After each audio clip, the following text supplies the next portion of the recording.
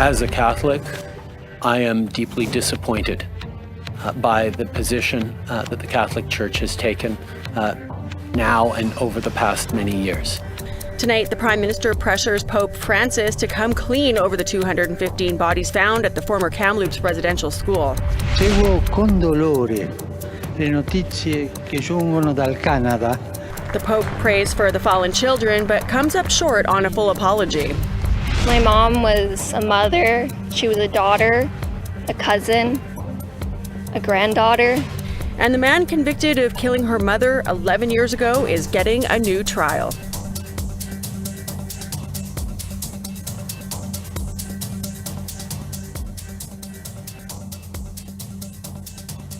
Good evening, welcome to APTN National News. I'm Melissa Ridgen. APTN video journalist Tina House has just returned from Kamloops, BC, where she's been covering stories about the former Kamloops Indian Residential School and the 215 kids found buried there. She's joining us from our bureau in northern Vancouver. So, Tina, can you give us an update? What's the feeling in the community right now? Hi, good afternoon. There's just an immense feeling of grief, really, in the community still. So many people are continuing to bring flowers and teddy bears and shoes and little toys and signs. I mean, just this weekend we had 215 truckers come from Kelowna all the way to Kamloops to show their solidarity. We had 50 Sikh men on motorcycles from the motorcycle club ride through as well to show their solidarity. So I think that the feeling of immense support is just pouring into Kamloops, Sequoiam, and so should be, because they're just dealing with a lot right now. Right now there's a lot of grieving and a lot of preparing and a lot of planning on what's to come forward. When are we going to hear more details about exactly what was discovered? What I'm hearing is in about 2 weeks, so the end of June, they're prepared to release the preliminary findings of what they discovered. But what's new and what I heard last week at the press conference was it's actually not a mass grave. It's actually 215 little graves in a certain area. So we're hoping to hear more details about, for instance, are there females? Are they males? What age groups again? When can we find out how deep down they're buried? Where exactly on the property they're buried? And we also want to know more about the technology that was used to find them. Mm-hmm. You recently interviewed with radio programs, The Monocle and BBC Sunday Radio 4, both based in London, England. How was news of the 215 children being found here received internationally? Shockwaves have been sent right around the world, and it's just evident with the interviews that I was doing with the Monocle and the BBC. They just could not believe it. They could not believe that it's now 2021, the fact that the last residential school closed in 1996. I mean, they were just aghast at some of the information that I was revealing to them of what I've learned since getting onto this file. I mean, some of these stories are just so horrific and hard to believe. You just can't imagine, people that were there under the guise of religion, under the guise of education, actually using this as their personal torture chamber against innocent little children. It just breaks your heart. So very well, there should be more and more coverage on this, and I'm really glad to be speaking out internationally now, and more people need to know the horrific acts of what happened. And one of the main things that came out of the press conference last week with Kukbi Casimir was they want an apology from the Pope. Mm-hmm. They want an apology from the Church, and most importantly, they want those records released. They want to bring those children home to have a proper burial, and they want those records immediately so they can do their work. So much more to this story ahead. As you just laid out, this isn't going away anytime soon. And, we thank you here at APTN. We're so proud of what you've been doing on the ground there, Tina. Thank you very much. I really, really appreciate the support. And I'm going to be there all the way through until we get some answers. As she just said, leaders in Kamloops say that they want records returned and an apology from the Catholic Church.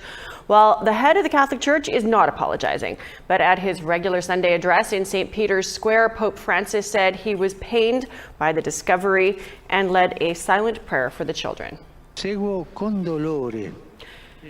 The Pope said, "I have been following the news with pain over the shocking discovery of the remains of 215 children in Kamloops, British Columbia." He went on to say, "This is a sad discovery, further increases our understanding of the suffering of the past." Well, Prime Minister Justin Trudeau was asked about the Vatican's non-apology at a weekend press conference. He had this to say. As a Catholic, I am deeply disappointed by the position that the Catholic Church has taken now and over the past many years. Residential school survivor Geraldine Shingoose has a message for the Roman Catholic Church. She ended up waiting more than 10 hours to deliver that message. Shingoose and other survivors fixed orange ribbons to the gates of Winnipeg's St. Mary's Cathedral in honor of the 215 children found in Kamloops. A meeting was scheduled last Friday morning with Winnipeg Archbishop Richard Gagnon, but he was 10 hours late. Shingoose says she was speaking for the children who never came home. As survivors, it's our responsibility to bring out their voice, those little ones, because right now they don't have a voice. They're ancestors, so we need to speak. We're showing our love and support to BC, and that was the whole purpose, to show our love and support. Shingoose said she is meeting with other Manitoba church officials later this week, and Archbishop Gagnon did not offer the apology that she'd hoped for. Well, to Nova Scotia now, where the search began for graves at a former residential school, and a Mi'kmaq community gathered for a day of prayer for the 215 children found in Kamloops. Angel Moore brings us this story. About 30 people came to the powwow grounds at Sebaganagity First Nation to honor the children of Kamloops Residential School. Elder Earl Sack is a firekeeper and a sundancer. As an elder, I like to say that we're praying for them. We smoke our pipes for them. We do our ceremonies for them. No matter how far away they are, they're standing next to us. And that's what we think, and that's what we do. Yeah. The only residential school in Mi'kmaq opened from 1930 to 1967. The National Centre for Truth and Reconciliation has identified 16 children who died at the school, but people fear there are more. Sack says finding the truth will start the healing. It finally come out in the open, and it's really good. It's really good. It has to be known out there around the world at what happened, you know. A sacred fire, a pipe ceremony, prayers, and a feast. It's all ceremony that Elder Shirley Ann Nevin Taylor says was not allowed by the church. Because as a child, we were not allowed to participate, or we didn't have anything like this when I was a child. And it was because of the church and what their beliefs were. Our spirituality didn't count at all. As ceremony continued, an investigative team started the search for graves at the site of the former Shubenacadie Residential School. It was requested by Sebaganagity First Nation and led by Jonathan Fowler, anthropologist and associate professor at St. Mary's University. So we're going to map all of it, and we're going to use multiple instruments, and we're going to bring that data to the community so that community members can then tell us where to look with the radar and other tools. Fowler said the search will take a few weeks. The results will be presented to community members, who will decide how to proceed forward. Angel Moore, APTN, Sebaganagity First Nation. A sentence in the death of Anishinaabe Barbara Kentner was handed down today in Thunder Bay. Braden Bushby received an 8-year prison term. Kentner died of injuries sustained after Bushby threw a trailer hitch out of a moving vehicle, hitting her in the stomach. Bushby was found guilty in December and has been awaiting sentencing. Justice Helen Peace said that Bushby's actions had both immediate and far-reaching impacts. Bushby applied for both bail and house arrest within hours of the decision, but he was denied. He's also looking to appeal his conviction. Calls to his defense attorneys have not been returned. Well, breaking news from New Brunswick, Public Prosecution Services says no charges will be laid against the police officer who killed Chantel Moore during a wellness check a year ago. In a statement today, the prosecution's office says the evidence showed the officer was responding to a potentially lethal threat and his actions were reasonable under the circumstances. We'll have more on that story tomorrow. Well, we need to take a break, but still ahead, an update on the sentencing of the man convicted of killing Cindy Gladue. Stay with us.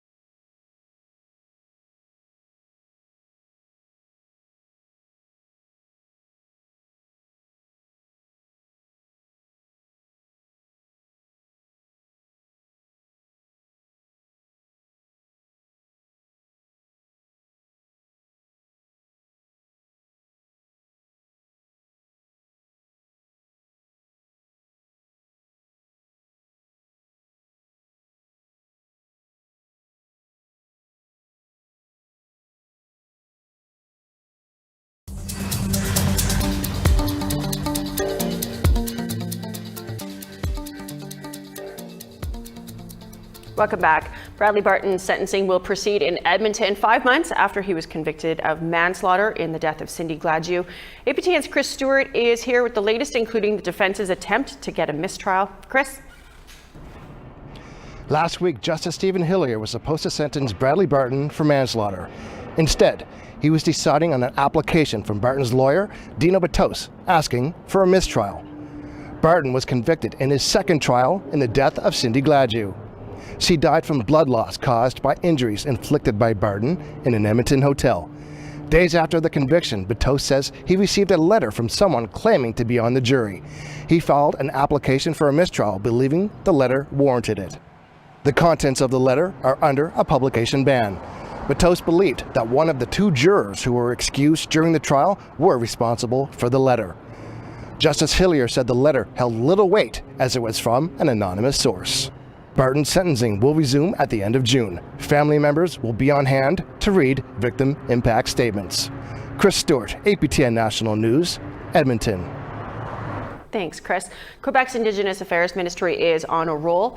Over the last week, they've made at least 3 major announcements that address commission findings or resolve long-term issues. Today's announcement involved a $14 million cash boost for Indigenous-led justice services. Minister Ian Lafreniere says the investment responds to 5 of the Vienne Commission findings. The $14.1 million will help improve existing justice programs at urban friendship centers. It will create new programs in First Nations, and it will also help hire more editor-writers for the Gladue reports. Quebec called it historic, but the Assembly of First Nation Quebec Labrador already sees gaps. When you go into the reality of communities, it might fall short because, as stated earlier, there's a number of our peoples living in an urban setting, but it doesn't free the responsibility towards our communities when it comes to justice, because a lot of times, if not all the time, members that face the courts and the justice system from our communities have to go out. The Vienne Commission isn't the only report Quebec is working with. Last week, the province announced that anti-violence calls to actions in the Quebec-specific MMIWG inquiry report helped guide a new $28 million plan to fight 2021's domestic violence crisis. Quebec called it a crisis earlier this year after 10 women were killed in 10 weeks. 2 of them were Inuit. So government officials introduced a new funding breakdown to culturally adapt domestic violence services. $10 million to support prevention and intervention services in northern Quebec. $9.8 million will go to Indigenous police forces, and an additional $6 million will go towards better healing programs for both Indigenous women and men. Communities that could be isolated. The reason why today the announcement is so important, because not only we're investing money, we're putting resources, but we want that to be adapted to different communities. That's the reason why we're talking about culturally adapted, culturally safe, because we do that for and with First Nations. Now to Ottawa, where temperatures reached the mid-30s yesterday, and a group of about 50 people gathered to honor a Cree woman who was killed nearly 11 years ago. The vigil happened just a few blocks away from where Jennifer Stewart was murdered. It was organized by her daughter. Because last week, the man convicted in her mom's death was granted a new trial, 5 years after being found guilty of first-degree murder. Bethany Stewart says the memorial will remain at Ottawa's Optimist Park for the foreseeable future. No trial date has been scheduled, but Sunday's vigil was more about remembering Jennifer. My mom was a mother, she was a daughter, a cousin, a granddaughter, and there are so many people to this day that love her to death. The media portrayed her as something that she's not. It neglected to acknowledge any of the trauma she has been through throughout her life. And I think it's important that we begin to represent Indigenous women and girls in the media the ways that they deserve. Today, Green Party leader Annamie Paul voiced her party's concerns on Liberal inaction. She's calling for the federal government to stop fighting Indigenous kids in court, stop dragging their feet on truth and reconciliation calls to action, and to make August 1st a national holiday commemorating the abolition of slavery in the British Empire. Paul said the killing of George Floyd last year and the recent mass grave discovered in Kamloops has drawn new national attention, and it's time for the government to act. When these moments happen, the question that you always get asked, the question that I always get asked is this it? You know, is this finally the moment? Is this finally the moment, the discovery, the thing that changes things for good, that gets action where we haven't seen action in the past?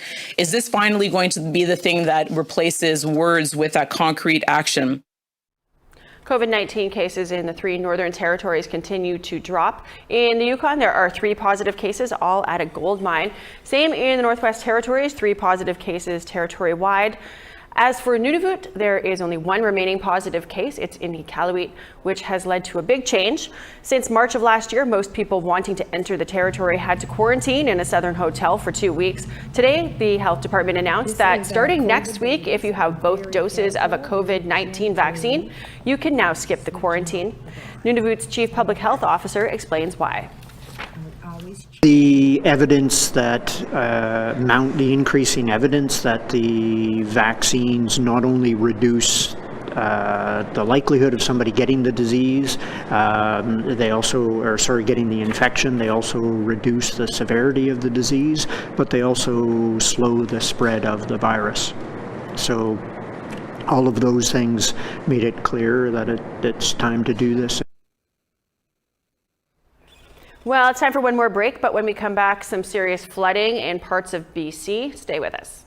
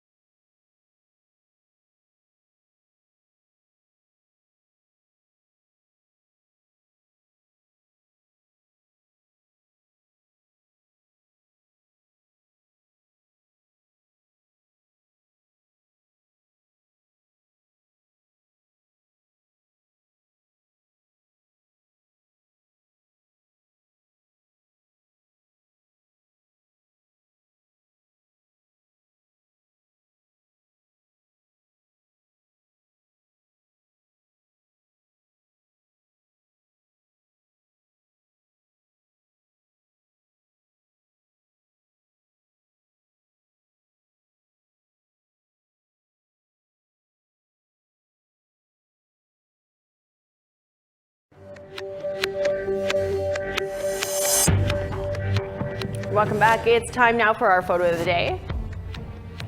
Here's just some of the grads that are featured on our photo wall at aptnnews.ca. Kate, Connor, and Caitlin, congratulations to you as you start the next phase of your lives.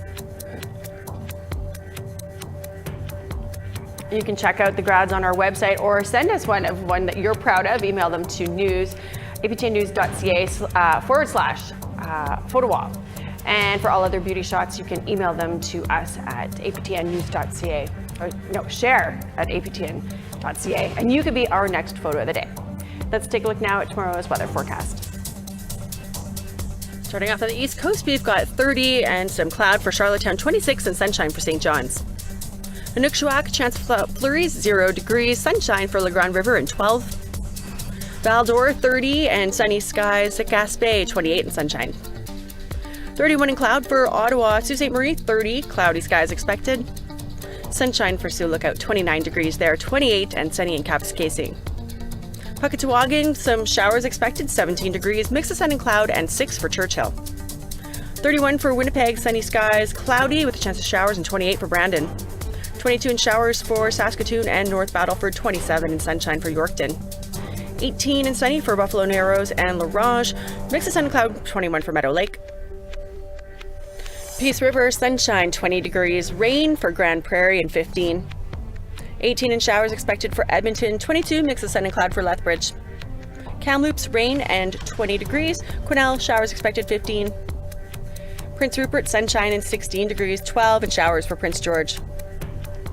Whitehorse, sunny and 19 degrees. Rock River, 15 in sunshine. Lots of sun in the NWT, 13 degrees, 20 for Norman Wells. 19 in Fort McPherson, Tuktoyaktuk 14 sunny. Sunshine continues to Nunavut 5 degrees, Whale Cove 3, Igloolik 3, and Pangatung mix of sun and cloud and 3 degrees there too.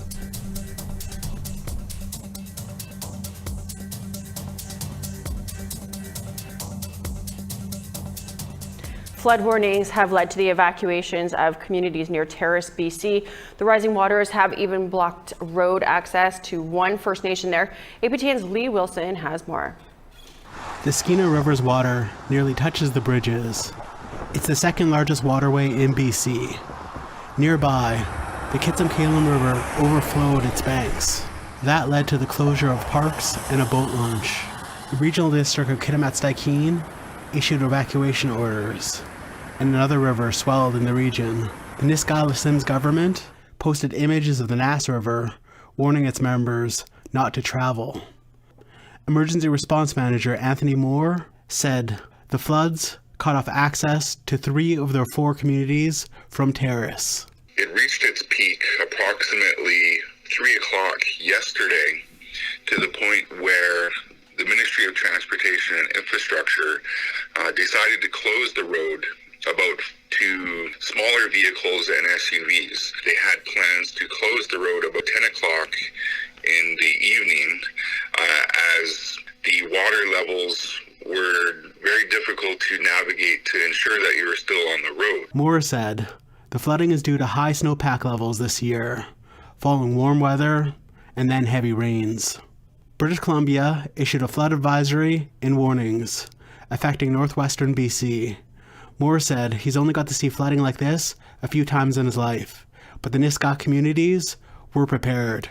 They're all fully aware of the situation. Many of them have dealt with it before in the past. They've seen this type of water flow in the past and know how to deal with it, and we're fully prepared to be able to just stay home and be safe. Moore is proud of the way his community handled this part of flood season. This is flood season, and with the snowpack that we had, we were anticipating a decent flood season this year. So in a way, we were already preparing for it, which has saved us a lot of effort in planning. The Nass Highway was reopened over the weekend after the water went down, and the province downgraded the warning today. Lee Wilson, APTN National News, Terrace. Ceremonies honoring the 215 children found at the Kamloops residential school continue across Canada, but one ceremony in Alert Bay on Vancouver Island had visitors from the sea.